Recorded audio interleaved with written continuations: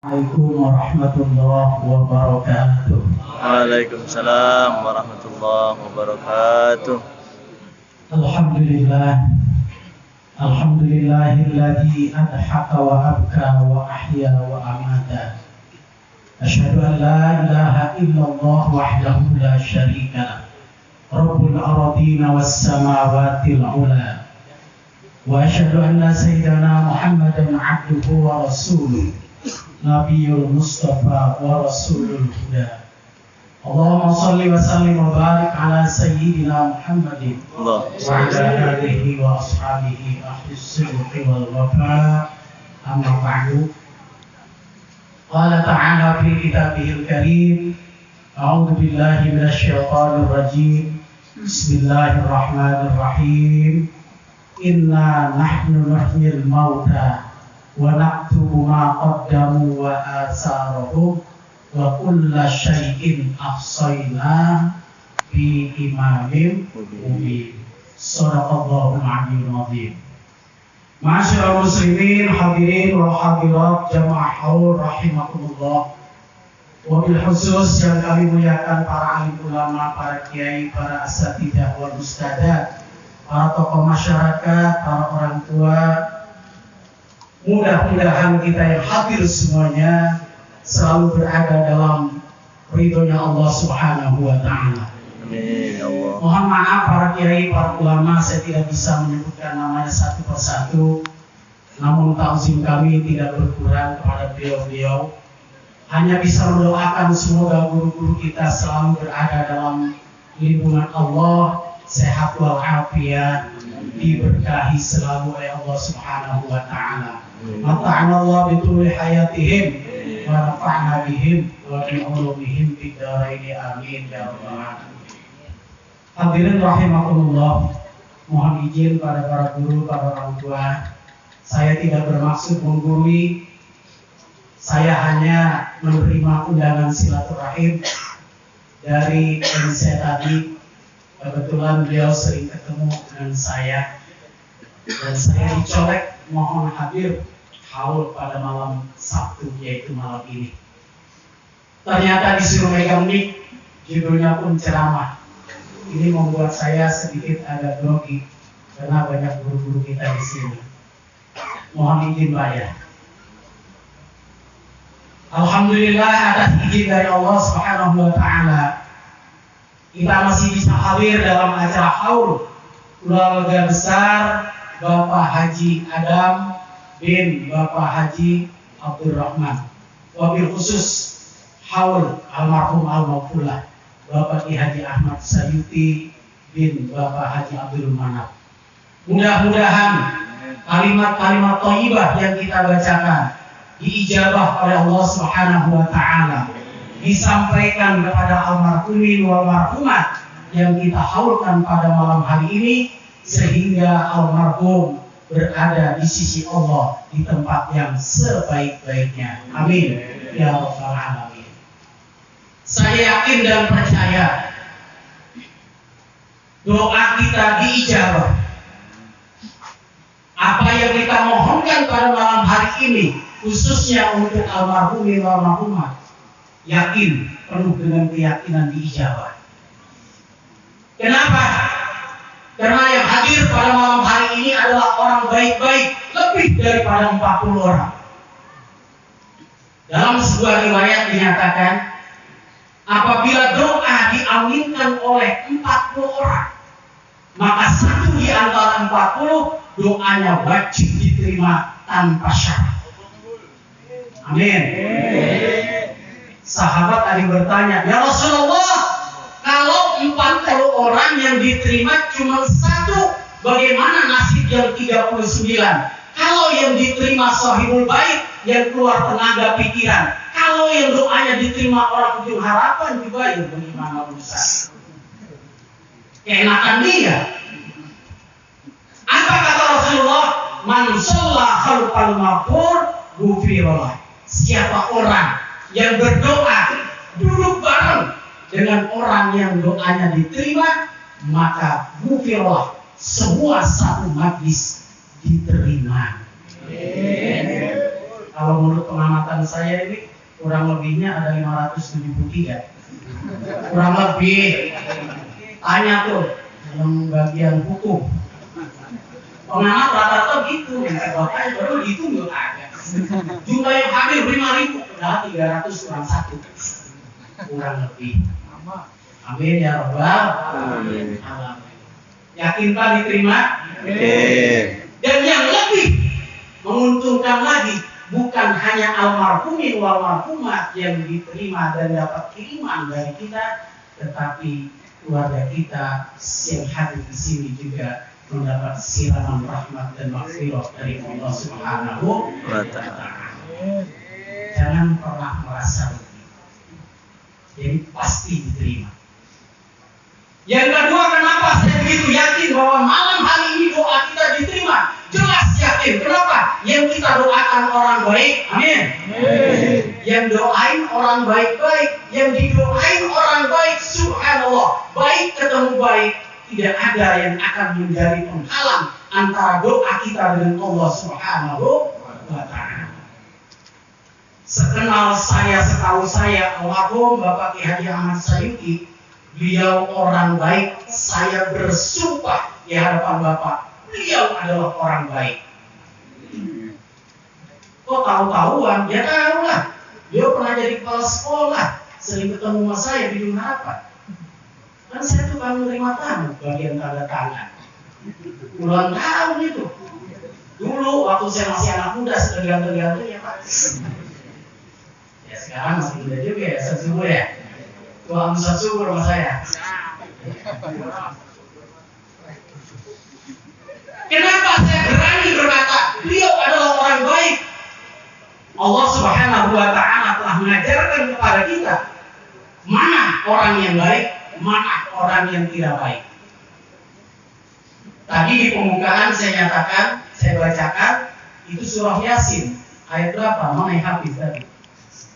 Surah Yasin ayat berapa itu? Inna nahnu nuhyil mauta. Sesungguhnya kamilah yang menghidupkan orang-orang yang mati.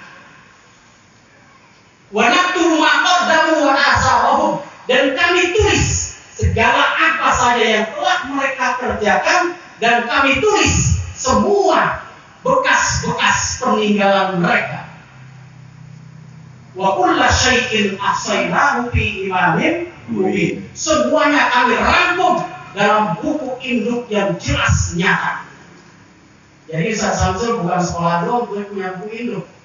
Malaikat punya buku induk, yaitu Lauhul Mahfuz. Maqaddamu wa asarahum. Ini saya kalau ngomong rada serius ya. Karena saya pernah dipesan sama Alhamdulillah Bapak Edi Nur Ali. Saya pertama kali ngomong di masjid Pasar Bebelan. Saya belum percaya kalau saya harus diminta ngomong. Ada murid remaja pada waktu itu. Karena saya masih belajar, saya ngadap kepada Alhamdulillah. Pak, saya disuruh ngomong. Saya belum bisa ngomong pasar masyarakat. Cuma lu gue pesen, bahasa dia kan gitu. Yang ngalamin Edi Ali pasti tahu. Cuma lu gue pesen. Kalau menjadi penceramah yang baik, jangan jadi pelawak. Kalau jadi pelawak, jadi pelawaklah profesional seperti si Gokil. Ada bilang gitu. Emang begitu Pak, saya bukan buat-buatan. Kalaupun ketika saya ngomong ada ketawa, itu tidak ada rencana, itu bonus dari Allah. Jadi jangan maafin kalau saya itu lucu. Banyak ibu-ibu undang saya, Ustaz yang ramai ya, gue gak mau. Mendingan lu panggil si Akri, lucu langsung. Balik laptop. Maqaddamu wa asarahum. Dalam kitab tafsir ya, maqaddamu itu merupakan jejak perjalanan almarhum. Kita bisa tahu setiap hari beliau jalannya kemana, beliau duduknya di mana, bergaulnya di mana. Jalan kaki hanya untuk ke masjid musola, naik motor hanya untuk mengajar, naik mobil hanya untuk cari nafkah. Di mana negatifnya? Ke madrasah baik kamu. Beliau adalah orang baik karena semasa hidupnya beliau adalah guru. Wa asarahum, pengaruh dari amalia almarhum. Jejaknya apa? Peninggalannya apa? Dan tak. Peninggalannya adalah sebuah lembaga pendidikan. Apakah masih ada yang mau berkata dia orang tidak baik? Dan kita belum tentu mampu seperti dia. Anak-anaknya cuma lanjutin. Al-fadlu lil muqtadi wa in ahsanal muqtadi. Yang paling istimewa itu adalah yang lain, meskipun yang ngikutin lebih baik daripada yang diikutin. Tetap yang pertama lebih baik, meskipun yang ngikutin lebih baik daripada yang diikutin. Para hadirin, ketika orang meninggal dunia, itu ada 3 kelas. Ada 3 kelas. Itu dalam surah Al-Waqiah, pada ujung-ujung titik surahnya tuh.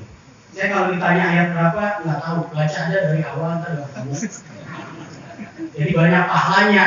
Kalau saya kasih ayat, dicari ayatnya doang. Kalau itu nyari, dan banyak pahalanya. 1 huruf berganda. Yang pertama Al-Muqarrabin. Yang kedua adalah Ashabul Yamin. Yang ketiga adalah Al-Mukadzibin Ad-Dallin. Siapa al-muqarrabin? Wa amma in kana minal muqarrabin farauhu wa rihanun wa jannatu ma'in. Orang-orang yang termasuk taqarrub kepada Allah, bagi mereka adalah ketenangan hidup baik di alam barzakh maupun di alam akhirat. Wa rihanun, dan rezeki dari Allah, wa jannatu ma'in, dan dapat surga kenikmatan dari Allah. Itu muqarrabin. Yang kedua apa? Ashabul yamin. Wa amma in kana min ashabil yamin fasalamun laka min ashabir. Dia lebih rendah kedudukannya daripada al-muqarrabin. Yang ketiga yang diusap. Wa amma in kana min al-mukadzibin ad-dallin. Orang yang mendustai Allah, orang yang sesat. Faruzulun min hamim, maka dia akan dihidangkan makanan dari api neraka. Wa tasliyatul jahim, direndam di api neraka.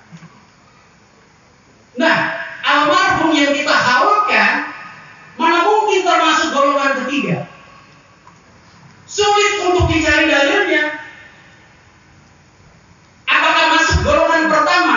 Kalau yang pertama itu adalah mulai daripada sahabat Nabi, kemudian warasatul anbiya yang derajatnya mungkin sederajat waliullah, atau yang disebut oleh negara kita pahlawan.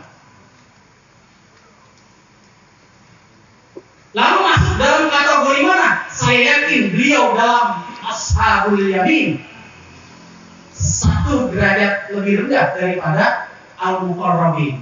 Apa yang saya maksud?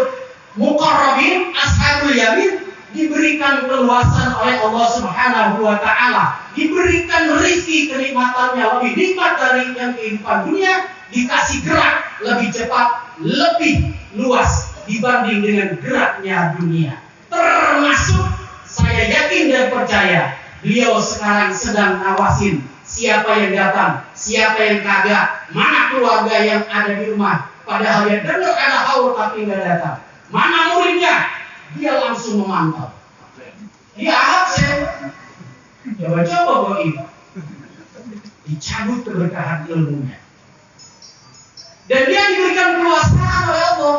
Banyak dalam beberapa dalil hadis, termasuk pada malam Jumat, Kamis sorenya beliau sudah diiring oleh malaikat untuk mengontrol keluarganya. Hati-hati ini amanat yang telah dititipkan kepada anak-anaknya. Jangan sampai melanggar khitab almarhumah. Kok bisa begitu?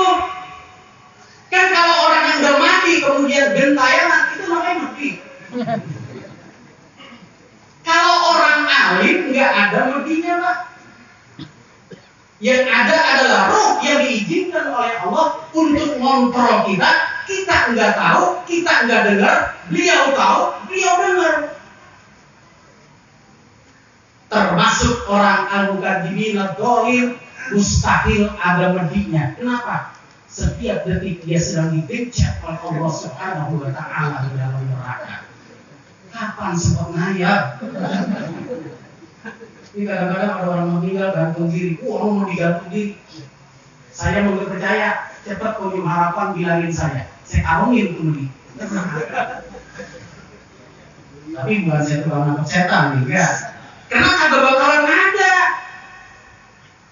Dalam beberapa kitab saya baca, setan itu kekuatan nampaknya cuma 2 detik. 1 detik lihat, 1 detik hilang. Kalau sampai ada orang niat setan gambar teman, itu bukan setan. Yang niat justru setan.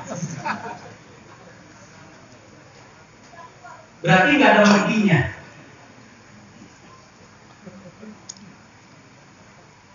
Apa yang saya maksud?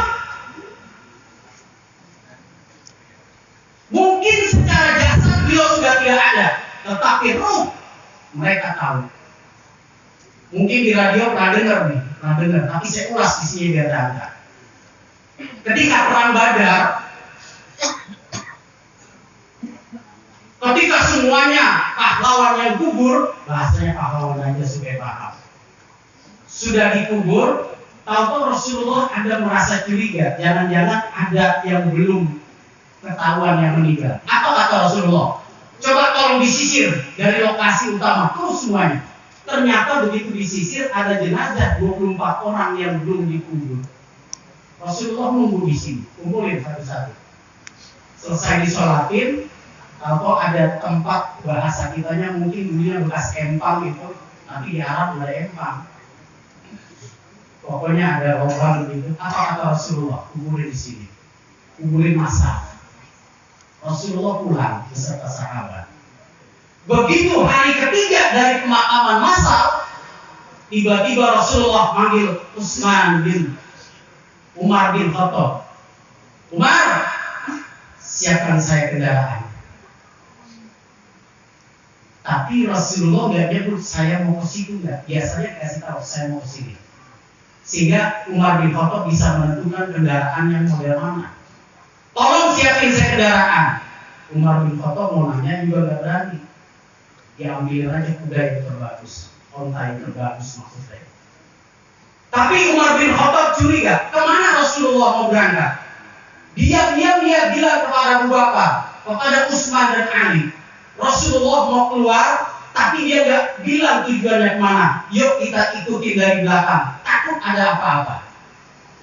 Ikutin dari belakang, ternyata sampai di kuburan yang 24 orang itu, Rasulullah turun dan menghadap kepada kuburan itu.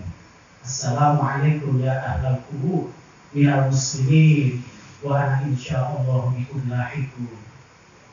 Habis doain begitu, langsung dia ngomong sama kuburan. Wahai A bin B, B bin C, C bin D, 24 orang absen namanya satu persatu Rasulullah. Apa kata Rasulullah? Wahai para sahabatku, apakah janji Allah itu benar kepada orang-orang yang berada di dalamnya?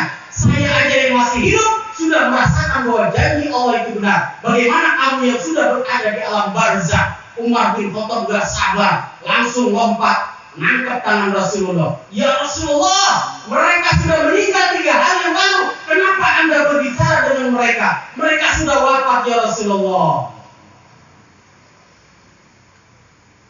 Apa kata Rasulullah? Umar,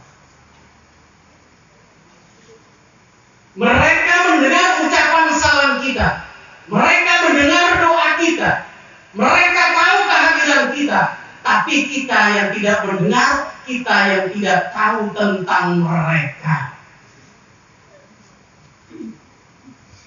Didukung dengan salah satu firman Allah, A'udzubillahi minasyaitonir rajim.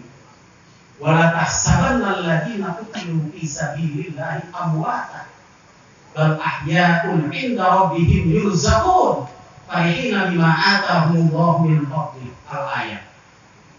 Jangan sekali-kali Anda mengira orang yang mati berjuang di jalan Allah itu mati.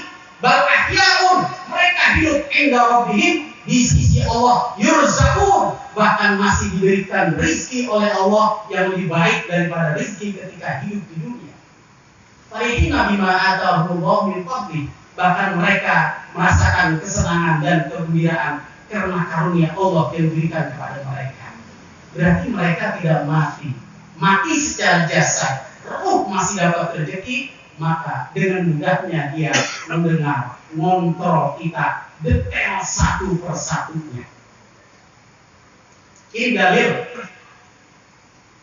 yang menyatakan bahwa orang yang berjuang di jalan Allah hidup. Apalagi Rasulullah. Makanya ada Mahalul Qiyam ketika baca Isra Maulid. Beberapa riwayat menyatakan pada makom Qiyam itu Rasulullah hadir. Bagi orang-orang yang hanya menggunakan rasio otak, mana mungkin dari Madinah dalam waktu detik nyampe. Roh itu geraknya lebih cepat daripada pesawat. Karena dia sudah berada dalam genggaman Allah Subhanahu wa Ta'ala. Itu yang menyebabkan saya yakin diterima dan beliau semuanya hadir di sini. Karena termasuk orang yang baik. Amin ya Rabbal alamin. Lalu kalau ketahuan mereka sudah berada di tempat yang baik, orang baik, ngapain capek kita kumpul di sini? Tenaga pikiran keluar. Dari mana tahu dari sembilanan pada datang. Kan mereka sudah bahagia di sisi Allah. Ngapain kita doain? Mendingan buat kita. Itu orang yang kalau minum es ditiupin tuh omongannya. Bisa kan orang minum es ditiupin ya? Karena di gelas ngebul dia tiupin. Ya kan PA alias B itu orang. Ketika kita mendoakan orang-orang yang baik, maka orang yang baik derajatnya diangkat oleh Allah. Kita yang mendoakan tidak kurang dari apa yang diterima oleh yang kita doakan. Ini yang tidak dipahami oleh kita.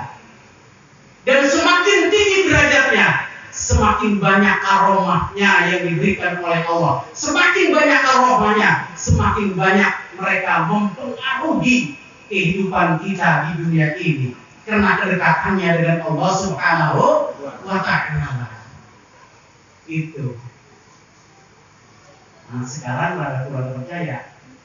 Bahkan pernah saya cerita kiamat, tahu aja, wah goblok gue. Dia ngomong Allah di Al-Quran dijelasin oleh Rasulullah. Rukun iman ada 6. Percaya kepada Allah, percaya kepada malaikat, percaya kepada kitab, percaya. Yang ngomong Al-Quran dengan bahasa Jubair. Sebab kalau saya bahas Al-Quran kan nggak paham. Paling 3 orang setengah yang paham kan. Sunat mas saya yang begitu-gitu mah. Urusan saya yang nyelesain dah. Bukan sekali 2 kali sih ngadepin orang begitu. Ternyata begitu kita pakai baru iya ya mata lu tak. Iya.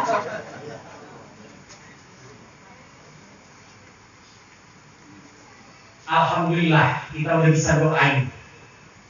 Beliau insya Allah berada di tempat yang baik. Amin. Lalu bagaimana supaya kita mengalami nasib seperti beliau?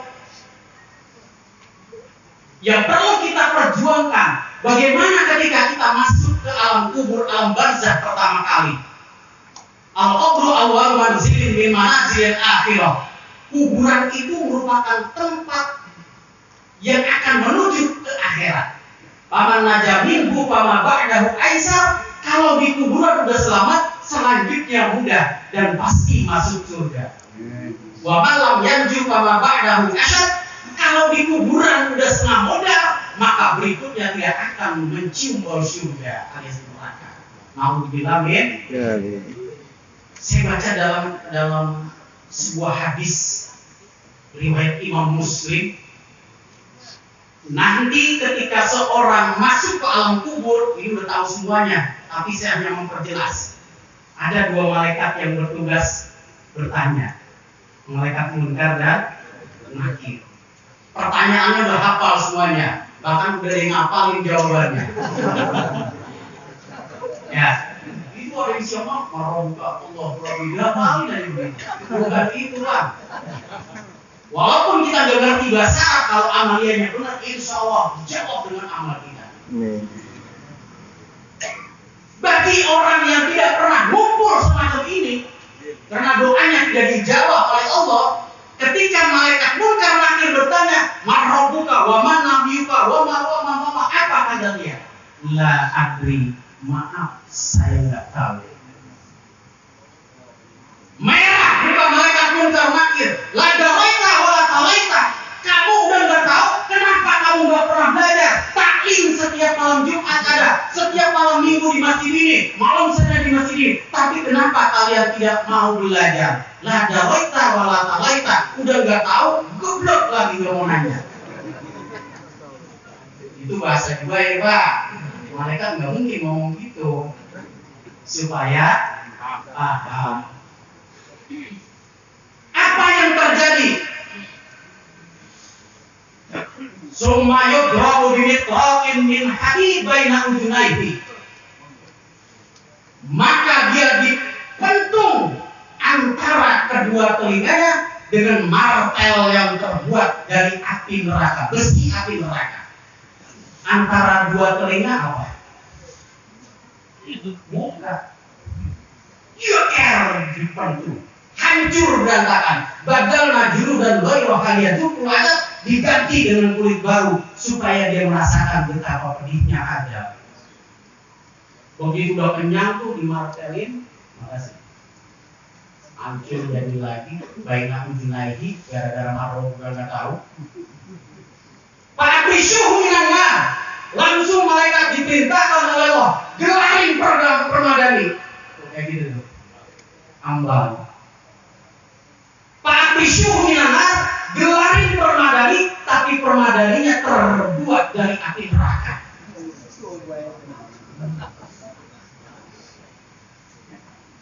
Pernah baca tentang api neraka? Pamannya Nabi siapa? Mamanya Nabi Abu Thalib apa Abdul Muthalib? Abu Thalib, beda tipis. Dia kan belain Rasulullah, jagain Rasulullah, ada yang ganggu, pasang dada tuh, colek ponakan gua matiin. Tapi dia nggak pernah beriman kepada Rasulullah SAW. Ketika dalam sakaratul maut Rasulullah dia membela, ditalkin la ilaha illallah, tapi tetap dia tidak bisa mengucap sampai ditegur oleh Allah, Muhammad, kamu tidak bisa memberikan hidayah. Hidayah itu milik aku. Paman meninggal dalam keadaan tidak mendapatkan hidayah. Masuk neraka dong? Lah iyalah. Oke, saya terima paman saya masuk neraka, tetapi ya Allah, ya Rabb, saya mohon kepada kamu, tolong paman saya yang membela saya mati-matian dengan harta jiwa dan raganya, tolong ditaruh di neraka yang paling ringan-ringannya. Kata Allah, saya terima doanya. Nabi masih gelisah. Kira-kira, ya Allah, boleh nanya nggak? Boleh. Kena kekasihnya dia mah.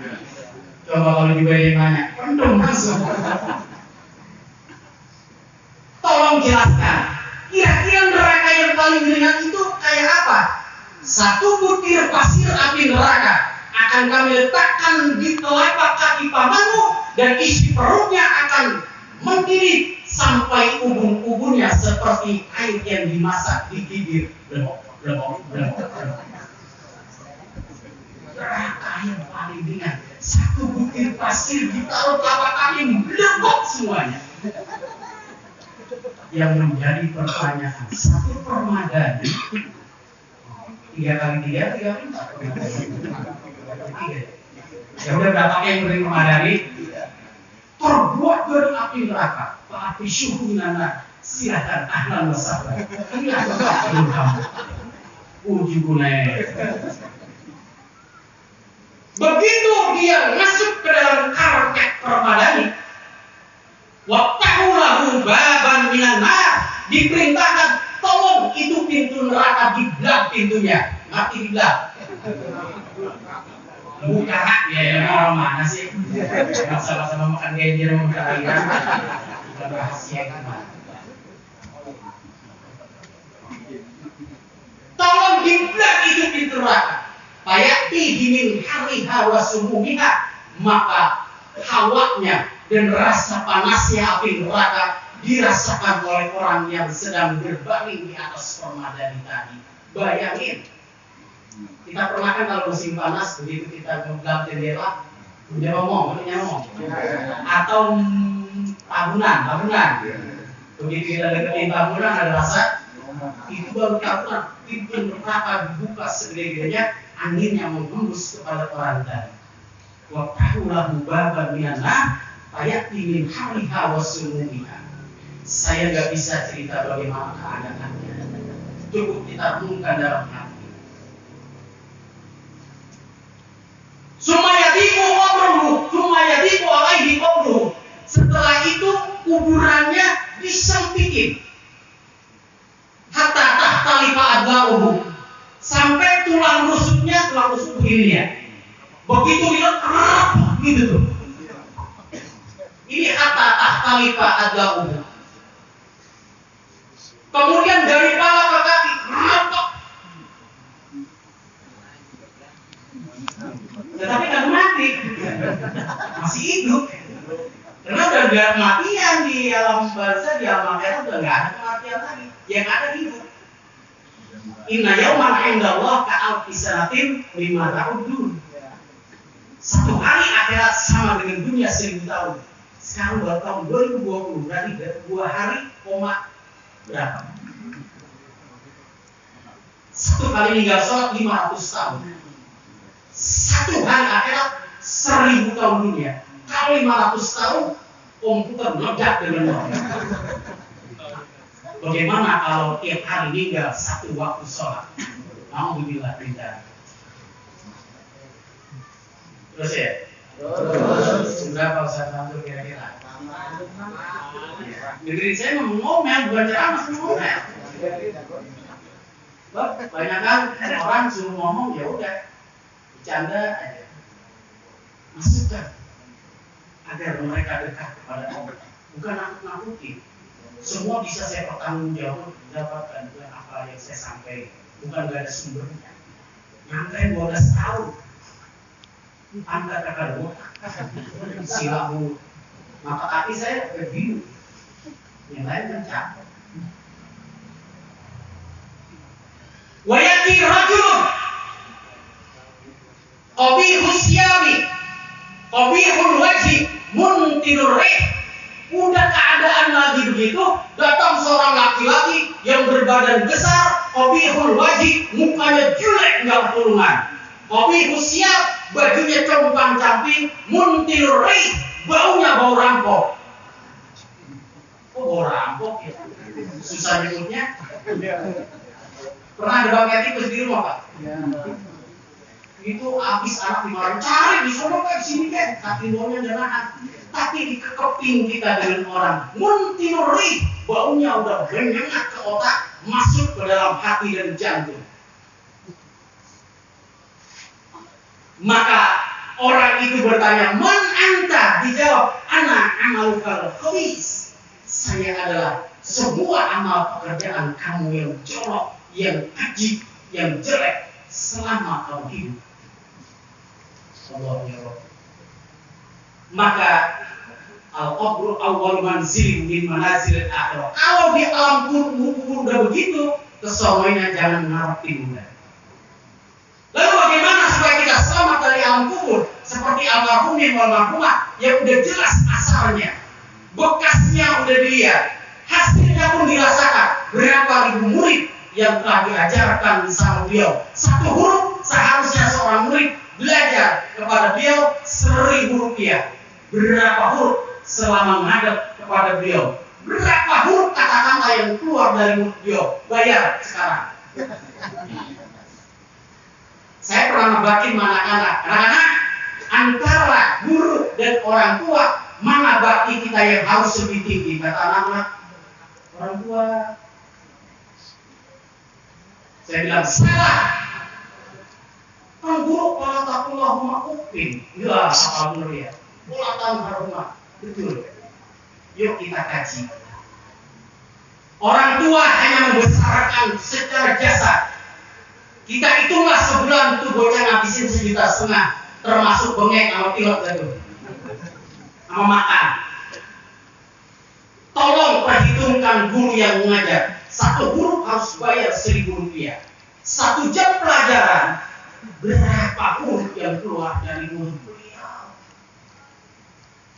Katakan 1.000 dah, kita ambil tengahnya. 1.000 kali 1.000 berapa? Satu hari berapa guru sambil 5. Berarti satu guru begitu guru keluar, assalamualaikum, semua murid sejuta. Kalau sekelas ada 30, berarti guru dalam 1 jam harus ngantongin 30 juta. Bayangin kalau 1 hari 5 jam, 5 kali 3 15, agak muat itu becak. Tetapi apa yang diminta oleh guru? 6 bulan sekali juga masih utang hadirin. Ya iya. Udah gitu guru masih maki-maki gara-gara anak yang sentil terlambat. Kurang ajar tuh ibu. Bayarnya panen. Udah panen, ada bayar juga. Subhanallah. Seharusnya antara orang tua dengan guru lebih banyak bakti kita kepada guru dibanding orang tua. Kalau durhaka sama orang tua sebegitu, bagaimana durhaka sama guru? Apa yang diundang kau murid kagak datang? Kan udah songong. Harusnya datang guru Samsul. Saya jeruk 200 kilo. Saya jujur 24. Kagak bakalan rugi. Ini malah guru yang ngeluarin dasar di dalam pikiran. Danta-danta dulu. Kalau nggak begini udah jelas. Taklim ini ngumpulin berapa kek? Nih sambil dari taklim ini dari ini. Gimana waktu itu beliau ngajar? Udah sewayahnya begitu. Kalau lebih enak, anak cucunya diem duduk rapi, siapin tempat. Semua dari saya. Itu murid. Apa kata Sayyidina Ali yang terkenal sebagai gudang ilmu? Kuncinya Nabi. Anak Abdulman alami harfan wahidah. Saya adalah seorang budak dari orang yang ngajarin saya satu guru. Insya Allah, kalau guru itu perlu dengan saya untuk dijual karena guru gak punya duit, saya rela dibawa ke pasar dijual oleh guru saya. Wa insya Allah, kalaupun saya disuruh pulang saya ikhlas. Kalaupun saya harus mati untuk guru, saya pun siap. Satu guru. Bagaimana kalau ribuan guru? Nah, lupa dah tuh kembali ke laptop di mana tadi? Sampai di mana tadi? Di neraka. Bagaimana supaya kita bebas di alam kubur sehingga di alam akhirat nanti ngikutin enaknya? Maka lanjutin bukan ini? Ya. Dikit dulu ya. Yang pertama adalah ketika Rasulullah Sallallahu Alaihi Wasallam menyampaikan ada 7 perkara yang bisa menyelamatkan kita dari azab kubur, sebab pahala itu mengalir terus selama kita di kuburan, baru berhenti kalau terjadi kiamat. Salah satunya adalah alam ilman, orang yang mengajarkan ilmu, guru. Kan saya bukan guru, biayain bocah yang benar, jangan utang dulu sama guru. Kan saya nggak punya anak, banyak anak yatim, gak usah dirawat yatimnya. Datang ke sekolah, bro, anak yatim ada di sini. Ada berapa? 5, saya masak aja. Berapa sebulannya? Ini saya bayar. Kalau anak itu datang, tinggal kasih aja bukunya, tinggal kasih seragamnya. Kalau kurang biaya, telepon saya. Ini nomor saya, 0812 844 247. Nomor saya itu. Berarti alama ilman. Secara tidak langsung, dia bisa belajar, dia bisa tahu mana yang benar, mana yang tidak, gara-gara kita yang membiayai. Maka ketika kita masuk dalam kubur, pahala itu mengalir. Kalau dunia ini sudah hancur kiamat, baru disetop pahalanya. Nah, coba itu. Nah. Itu salah satunya. Tetapi saya di Atapa Pusat tahun kemarin untuk Salawian terima 420 santri. Begitu saya observasi, cita-citanya apa? Yang cita-cita dari guru cuma 5, yang lain jadi dokter, yang lain jadi menteri. Apalagi jadi presiden sampai 60. Padahal umurnya sama, sampai milih loh. Orang dua aja satu hari kagak jadi. Apalagi 60 satu kelas. Yang jadi guru dari 425 cuma 5 orang, nyaris. Kenapa kamu tidak bercita-cita jadi guru? Karena guru gajinya kecil. Saya bilang, Tom, nanti kamu rasakan. Secara nominal, catatan sebulan, untuk sebulan, cuma 600.000. Itu yang tercatat. Tetapi di luar itu, sungguh luar biasa. Mana ada guru miskin, belum ada sejarah. Kalau ada dia miskin, kita tolong. Masa dia miskin? Ilmunya dimanain? Yang penting kita khidmat kepada umat. Ajarkan apa yang jadi kebutuhan dia, maka rizkinya ditanggung oleh Allah. Satu contoh, nggak pernah mesen rambutan, nggak pernah beli, nggak dikenal. Tahu assalamualaikum, bawa 10 empol. Beli nggak ada. Mesen, ini buah rambutan. Itu tadi guru ada yang lewat, suruh bawain kemari. Coba itu.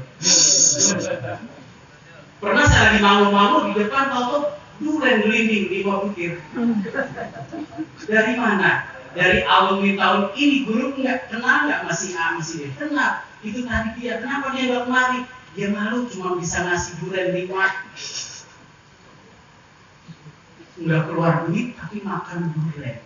Musim rambutan nggak pernah beli. Apa yang belum dedek perut makan rambutan. Ngerti bener? Rezeki di tangan Allah, ternyata bilangnya 600.000, nggak ada apa-apanya.